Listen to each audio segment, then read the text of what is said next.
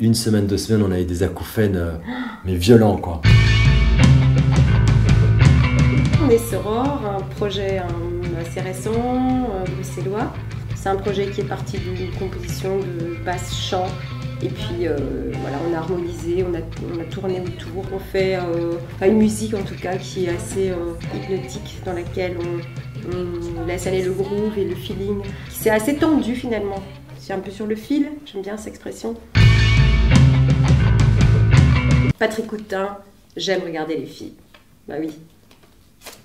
C'est parce qu'elle est menée par cette basse de fou, hyper sexy. Moi, c'est Pete Yorn, Young Folks, qui fait ta ta ta ta ta ta ta ta ta. Celle-là, elle est vraiment dansante. Le Chaf.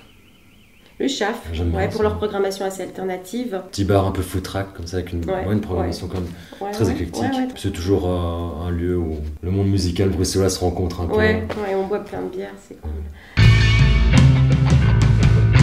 Blur. Blur. Ouais, tout à fait. Mais Blur pour le côté peut-être plus intéressant des compos et moins poppy facile, on va dire. Charles Bukowski.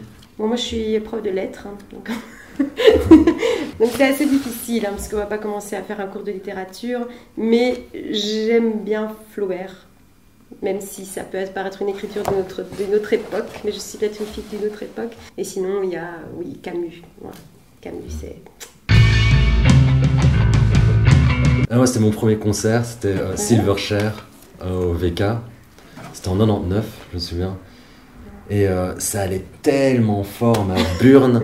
J'avais pas de protection, j'étais avec mon frère, je me souviens. Et on était tout devant et pendant une semaine, 2 semaines, on a eu des acouphènes, mais violents, quoi. J'ai été complètement happée, c'était un groupe que je connaissais absolument pas. Je suis rentrée, c'était à Dour, dans un chapiteau. Et il y avait un groupe mono, le groupe des Japonais de post-rock qui jouait. Et je me rappelle, je suis rentrée toute seule dans ce chapiteau et je suis restée du début jusqu'à la fin. C'était hyper prenant, hyper émouvant. Ouais, j'aime quand même bien Dour. Dour. Ouais.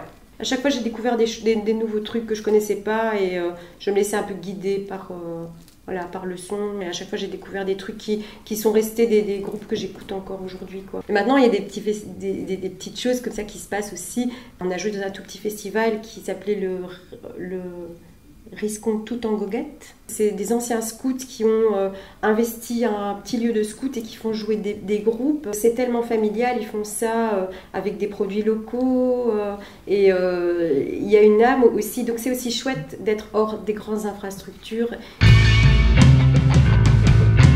Elle n'est pas lourde. Hein. Elle n'est pas lourde. Elle n'est pas lourde. On a cuisiné avec des spaghettis, un petit peu de vin blanc, de l'ail. Des linguines. Il y a des groupes à succès qui restent fidèles eux-mêmes, c'est bien, mais parfois, malheureusement, le succès transforme et dévie cette musique originelle qui était dans les tripes.